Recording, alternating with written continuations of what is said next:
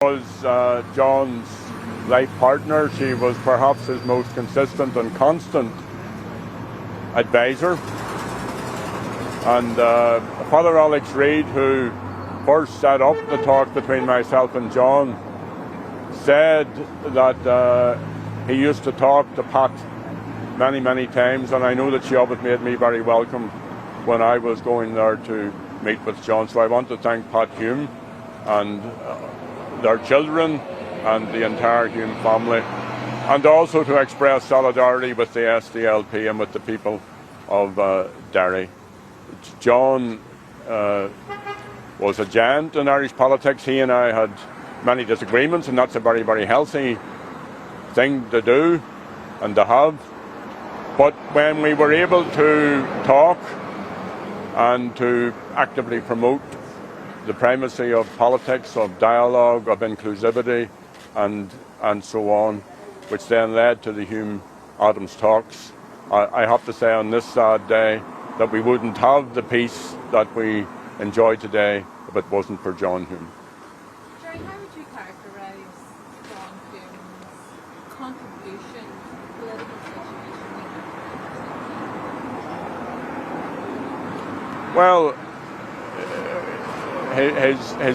his role was bigger than the peace process, although the peace process, I would like to think, was his huge achievement. And, although he has been ill for some time, I do think that he had a sense of that by persistence and by the way that he was prepared to look. See, this sometimes is put in quite simple terms. On the one hand, you will hear that John Hume sacrificed his party and Sinn Féin were too crafty and all of that. That isn't what this was about or what happened. He and I, from our different perspectives, agreed, and he was singularly against the IRA. Let's be clear about that.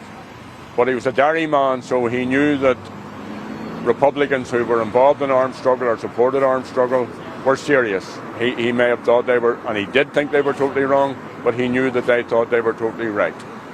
So the way to get at that wasn't to have the standoff that we had of communities like this being victimised and being, I suppose, demonised. You probably couldn't have interviewed me on television for periods of that. That when John bent his will, along with me and with others, to find an alternative way forward, that's what worked. And I also think one of his great, and to his great credit, that when the news broke about him meeting with me and he was the victim of a tsunami of abuse and of vilification, that he stuck with it. I mean, we must have met in secret and privately for over a decade against the background and foreground of terrible atrocities and other events. And at the end of it all, it worked, and it worked not least because of John Hume. Many others, but just because this is the sad day of his passing, let's mark it that it would not have happened without John Hume or Pat Hume. How brave was it for him to become involved in the Hume's Adams initiative in your view? Well, I think he was generally a brave man anyway. If you look at some of the old footage, well, the one that always strikes me is of McGilligan Strand. If you look at him being water tenant and being in the middle of the fracas that occurred around some of those early civil rights marches. So he was a brave man anyway. I think what was significant, he was a Derry man. So he wasn't in an ivory tower, he wasn't in a little bubble. He was presented by Father Alex Reid with the possibility, if we could shape an alternative, that we could shape a new political dispensation. And being given that possibility, he then bent his will over a long time to create with me and others what we now have. It's a great personal memory of him. When you heard the news this morning, did not thought it jump into your mind one memory? Well, he has been ill, as everybody knows, for some time, and I was conscious that he was getting older and so on. But I was still shocked when I heard. I thought of Pat. That was the first person I thought of. A lot of the times when we were talking, it was very down to earth. It was very normal, trying to find solutions to problems and trying to make sure that others who had more power than us in governments and in other places could be part of all of that. He liked to sing, and he wasn't a bad singer. He probably thought he was a better singer perhaps than he was, but he was a very, very good singer, and he enjoyed the crack, and he was a very ordinary person. I mean, he for all of him being treated throughout the world, Donegal, Derry, Gweedore, and that sense of just having a bit of crack and a bit of banter and a bit of messing. So we've lost one of our leaders, and it's a sad day for all that. Gerry, you mentioned John's bravery. What other qualities do you think single him out as a good politician? Persistence, and also that he wasn't prepared just to talk about peace. That when the likes of me was saying whatever I may have said to him, even though he may have disagreed with what I was saying to him, he had to take that into account, and I had to take into account what he was saying to me, and between us, we were able to shape a way forward. And remember, this was a jigsaw that we were putting together. Sinn Féin was at that time engaged through Father Alex Reid and Des Wilson with the Irish government, through John and the back channel with the British government, through our own contacts and through John with Irish America, through whatever contacts we had within unionism and loyalism. So all of these parts of the jigsaw had to be put together, and there were many setbacks.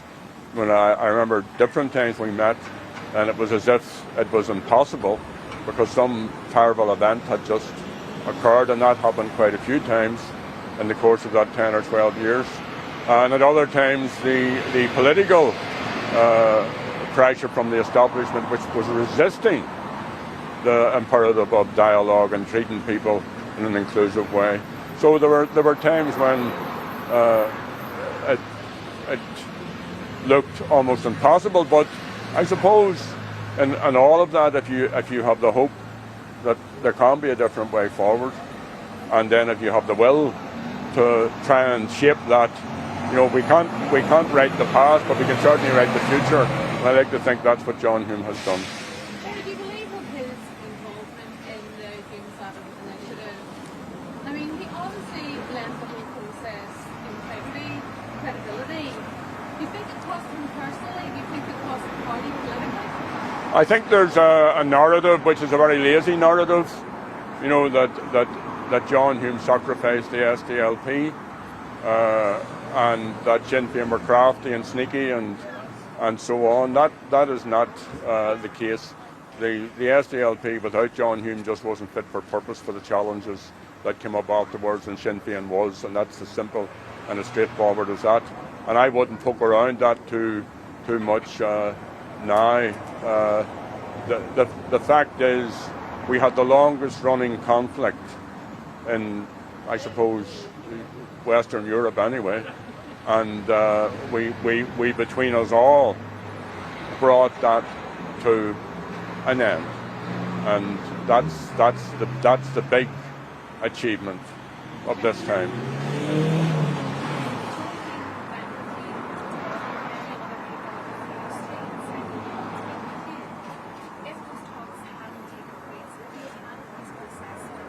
And how important a first step that was? No, certainly not. Certainly not when it happened. I've always had the conviction, and it's there on the public record and speeches and statements and so on over the years, that we had to have a negotiated settlement. I've always had the conviction, because I understood the strength of republicanism, that would come about if we could strategically and in a in an intelligent way, work towards it. But, you know, without John accepting Father Reid's invitation, it wouldn't have happened when it did happen. Petitions that came together, very different ideologies, but have you lost a friend, do you think? Well, I haven't been talking to John for some time because he hasn't been well. But yes, I think we've all lost a friend. And you know, if you think back to the 1960s, you of course are much too young to think back to them. But you know, the progress that has been made, and it is a journey, and we've still a bit of the journey to go, has been very, very significant, and those of us who enjoy that should give credit to John Hume for helping to bring that about. Okay, folks. Johnny Shin. Right, everybody, thank you. So, Gerry Adams talking about the death of John Hume, and in particular that period in the late 1980s when John Hume took considerable risks for peace by holding talks with Gerry Adams, then leader of Sinn Féin. Controversial at the time, of course, because the IRA was still heavily involved in violence. But Mr. Hume's aim was to persuade Republicans to commit to exclusively democratic means. And as we heard from Gerry Adams just then, and emotional at times, talking about both John Hume and his wife Pat, who entertained him at their house when those secret talks were ongoing. We'll have plenty more reaction, of course, to the death of John Hume.